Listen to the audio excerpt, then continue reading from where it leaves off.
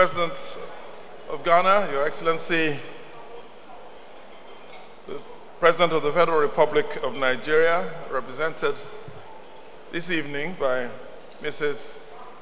Zainab Ahmed, the Minister of Finance, Your Excellency, the Vice President of the Federal Republic of Nigeria, distinguished ladies and gentlemen,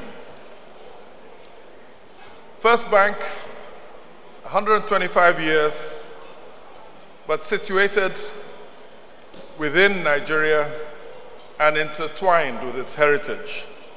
Perhaps it's only appropriate then that we have someone to speak to us who has a little bit of all those elements in his life story. His Royal Highness Mohammed Sanusi II, Commander of the Order of the Niger, is the 14th Emir of Kano, but he was a banker, a former governor of the Central Bank of Nigeria, so corporate life, and also serving the nation through public service. He is from a noble Fulani family, but he's also a respected Islamic scholar. His connection with the bank now links the bank to our cultural heritage. It's wonderful for First Bank that we have him here tonight to speak to us. Would I ask you please to welcome His Highness, the Serking Kano, Mohammed Sanusi II, Commander of the Order of the Niger.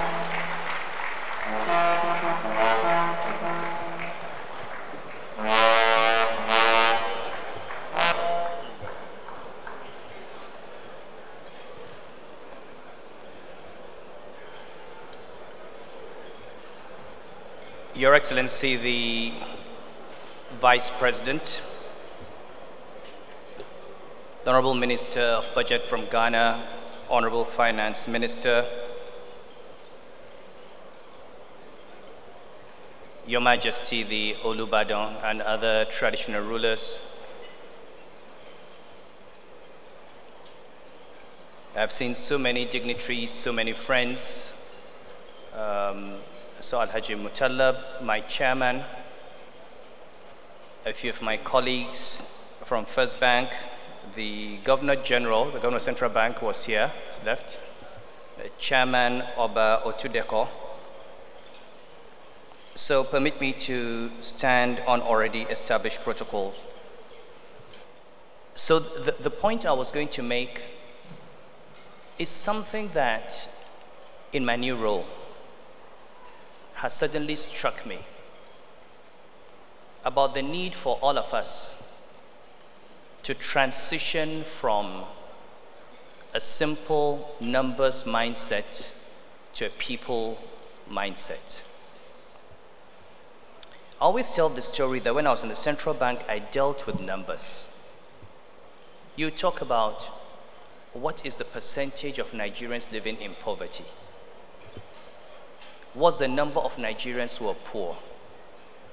What is the rate of growth of GDP? What's the rate of growth in, what's the rate of inflation? And we measured our success with all those numbers. But I wonder how many people in this room really understand what poverty means.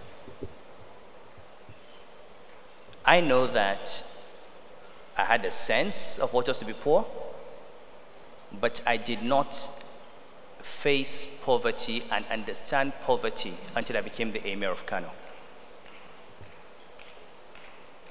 When you say someone lives on less, and I'll tell you just one story. A few months after I became Emir, and if you go to my court, we have this process of the Emir comes, sits down after the homage. You have reports from different parts of the emirate. And then people come with all sorts of petitions from wives and their husbands, neighbors, issues to do with farmland, people wanting support for education and health. And on this particular day, as petitioners were coming in, I heard a very loud scream. And I sent someone to find out. And you know, when they went, it was a woman whose child had died while she was waiting for her turn to ask the emir for financial support to buy drugs. And these drugs were worth less than $5. Less than $5 US. Her child died. That was, for me, the first real contact with what it means to live on less than $1 a day or less than $2 a day. That your baby can die because you do not have $5 to buy drugs. Now think how many babies die every day that we don't know. They die because we don't have health care. They die because they cannot afford to have health care. And I began to ask myself, all these years, all these numbers, return on assets, return on equity, deposit liabilities, rate of inflation, GDP growth, what do they mean? I'm not saying they're not important, but what are we measuring? The wealth of shareholders? The wealth of companies? What are we really measuring the important things?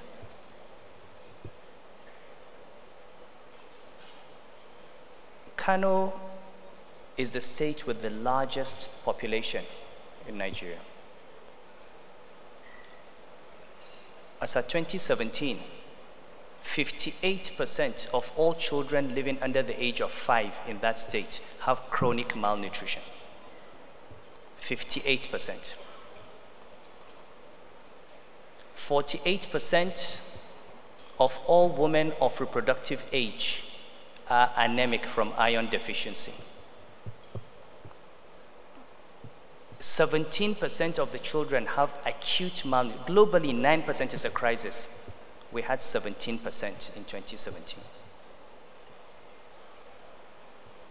And then you begin to have some of the highest infant mortality rates in the world, the highest maternal mortality rates in the world, and we treat it as a medical problem and not a nutrition problem and a poverty problem. Now we can talk about a crisis, we can talk about fiscal issues, but we also have to talk about some of the choices that we have made. And it's important now that elections are over, even though I do not want to get into controversy, but it's important that we think about those choices that we have made. Do we as Nigerians really want to continue spending 1.5 trillion naira so that we can have cheap petrol, rather than put that money into the lives of these children? You know, when we talk about fuel subsidy, we're not talking about wanting expensive petrol. We're talking about the choices that we have made. Where are our priorities? What is important? Is it the rate of growth of GDP? Or reducing the number of children who die from hunger, who die from disease, who die from avoidable death?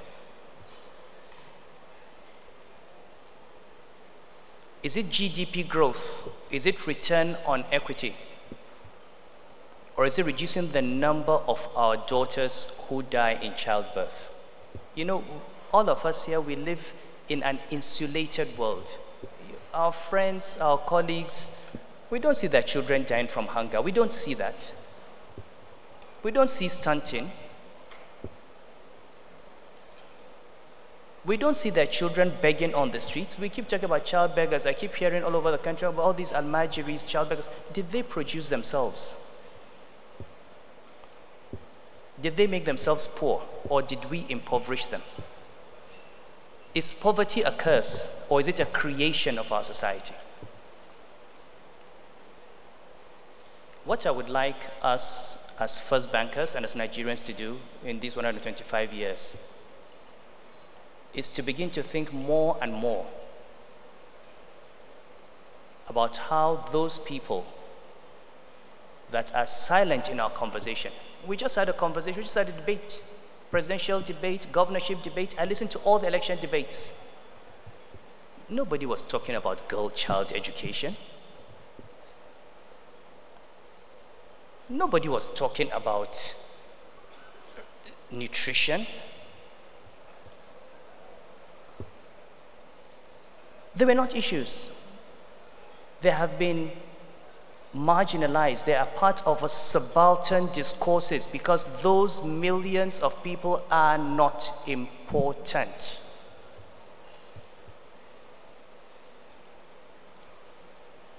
When I became governor of Central Bank, I said banks do not fail. You say a bank failed. You close the bank. People lose their deposits. I said, no, banks don't fail. They are killed. You know, it's like seeing somebody whose throat is slit on the road and you say the man died. He did not die. He was murdered. And we had come before then from a history where people would do whatever they wanted with banks. Then CBN, NDIC would close down the bank. And that was it.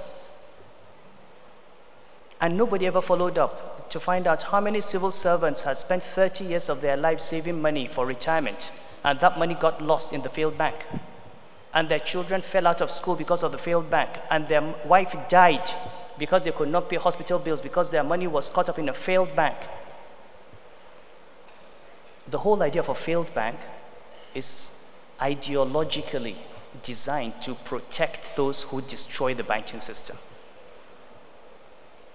And I said, no, yes, we have shareholders. Mr. Nwosu is here, they fought us. So yes, we have shareholders, yes, we have management. But at the end of the day, the money in the bank belongs to the depositor. It's that poor woman in Makurdi who has been taught not to keep her money under the pillow and put it in a bank, who has dutifully brought her money into a savings. It's that woman that you do not see, that has no access to the villa, who cannot see the president. She is the most important person in the bank, not the multi-billionaire shareholder.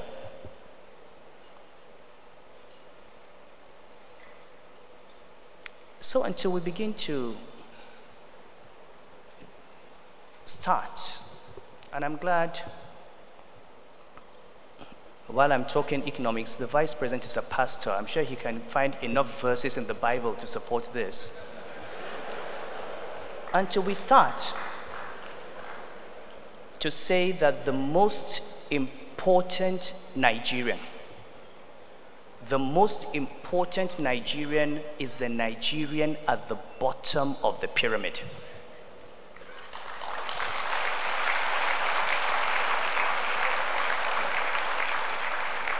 And begin to rebuild our entire system, from our financial system with a focus on inclusion and gender, to our fiscal policy. You tell me high oil price will inflict pain on the poor. You're telling me that it's better for the poor to have cheap fuel than to have education for their children? Educate the children, they will build the refineries. They will earn enough to buy expensive fuel. Educate the girls. In the north, we have a problem, population explosion. People marry more wives than they can maintain, produce children they cannot maintain. We have a fertility rate of 8, one of the highest in the world. But if you don't have a job, if you don't have an education, what do? You just make babies. Educate the girl, And she has a job. She's not going to have a baby every year. She'll space her children. She will educate them. If we were to do just one thing with these new elections, if we were to look at that Universal Basic Education Act, if we were to expand it and say we want free, qualitative, compulsory education for all girls up to senior secondary school,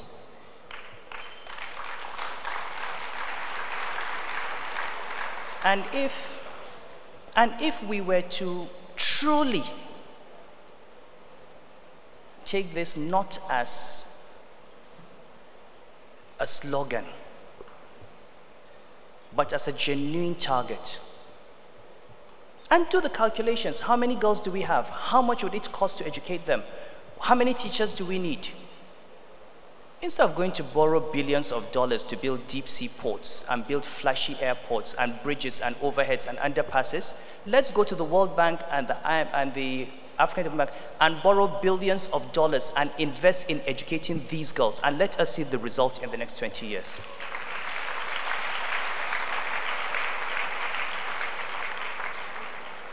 We build highways, beautiful roads in the north.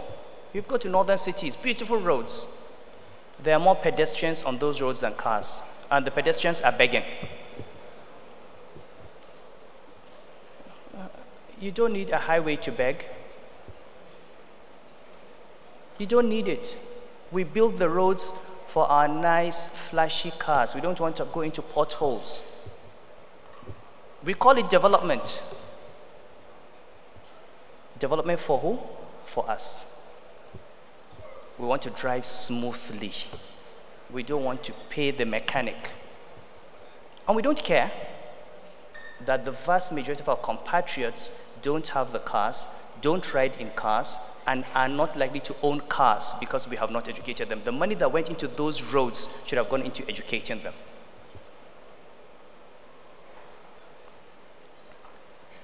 So my message as a first banker, an ex-first banker, and now as someone who has come face to face with what those numbers really mean.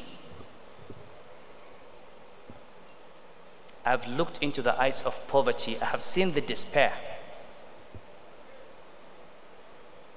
I've seen the hopelessness. I've seen the anger.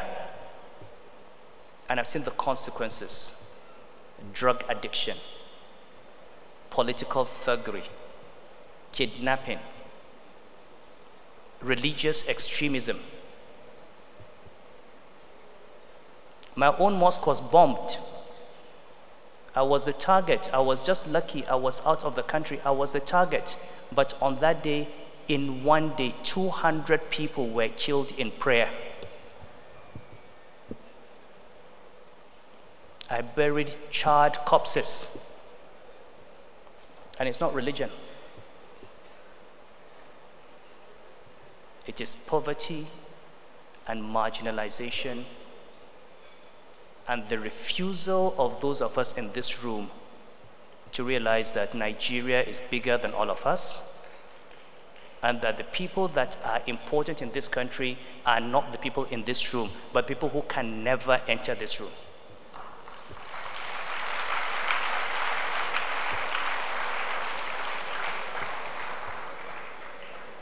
So, Your Excellency, before I start getting controversial, I would like to thank everybody who's come to share this evening with us in First Bank. I hope I've not spoilt your dinner. We had a feast. You know, Bolanle, Austin Peters, this is one of the greatest shows I have seen.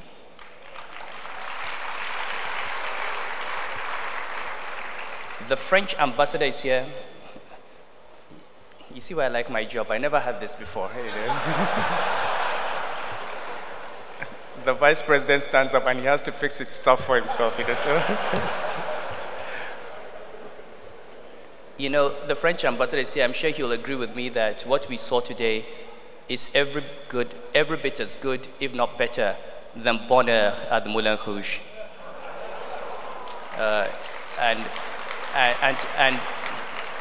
And just that presentation and the initiative and the ingenuity and the manner in which it was put together makes me, as a Nigerian, have hope. I never lose hope in our country. I will try never to stop speaking.